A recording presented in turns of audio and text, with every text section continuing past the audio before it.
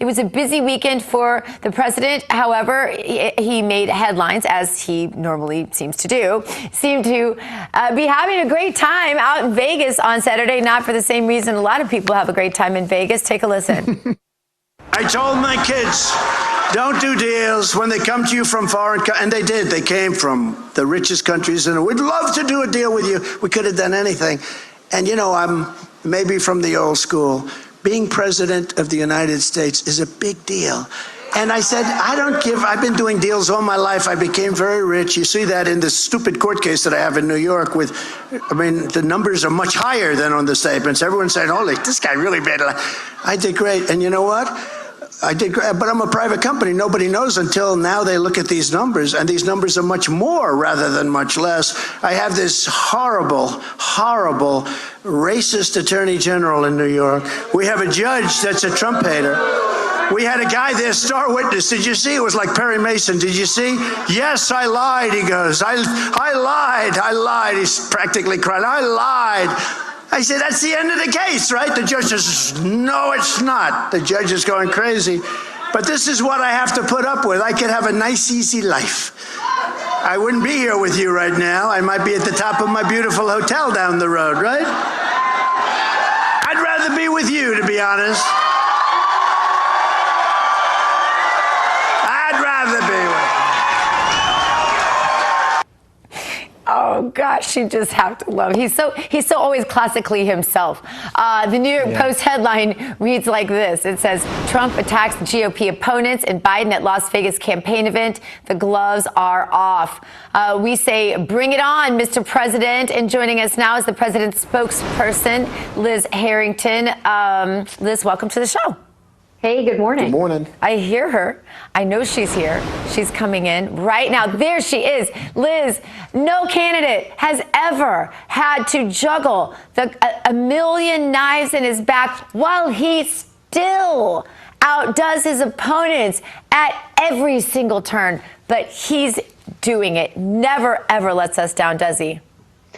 No, Dr. Genia, he doesn't. I mean, this man is incredible. He's nonstop on the trail, even though he's dealing with unprecedented lawfare. I mean, we're now in a banana republic. It's just so sad to see what's happening to our country, what he's having to deal with, him and his family in New York, and of course in D.C. We've never seen a government that's now allowed to decide what their leading opponent candidate is allowed to say. And that's what they're doing in D.C. But nevertheless, President Trump is out there. He had some great events this weekend, Nevada, and then he was in Iowa yesterday. And the crowds are bigger than ever before. The energy is bigger than ever before. And it's because everyone knows what we're up against. Our country really is at stake. And only President Trump can deal with these attacks and lead this great movement. Liz, David Brody here in D.C., what do you make of Mike Pence leaving the race? I like to say it is finished, but did it really ever begin for Mike Pence? What does it say to you specifically about Mike Pence? I know people will point to January 6th and everything past that, but it also seems to kind of be more of this proxy war that's been going on inside the Republican Party, where you have Donald Trump, with an America First approach, where you have Mike Pence and Nikki Haley and others with a more hawkish neocon approach. Well, certainly there is a divide there between the people really in the establishment and what the American people want. And what the American people want is President Trump, his policies, his results, in his historic first term. And it's kind of amazing that someone like Mike Pence, who was there, he knows that President Trump is the one who delivered all of those results, actually for the first time in generations. And we've had politicians who've talked about doing these things. They talked about securing the border. They talked about becoming energy independent. Only President Trump delivered it. And I think, look, it's just another sign that there is no primary right now. There is no primary. The voters know who they want. The rest of the field should really take a lesson from this. There's no traction. They're lighting money on fire when we need to be united and focus on the general election and what we're up against and making sure we have a free and fair vote. Liz, Terrence Bates here in Denver. To your point, is there a bit more optimism this morning now that a Mike Pence has dropped out? The field for the upcoming primary debate is down to 4, and likely after that, even more people will drop out. The fact that the field in general is thinning out, is there more optimism within the campaign that the focus can be even more squarely on President Trump and that he can move forward with his agenda? Well, we've always been optimistic, and frankly, we've been calling for these debates to stop for a while now because there's no point. I mean, the debate has really been over. We need to be united. The voters certainly are. We want our strongest fighter in the ring, and that's certainly President Trump. We'll see what happens with these other candidates. I think really they're just showing their true colors and making themselves even more distant from the voters, I mean, and their future and their political futures, if they even have one anymore. So I think the people know what they want. It's time to get down to business. President Trump has been down to business this entire year. He's focused, he's resolute, and he's ready for the task at hand.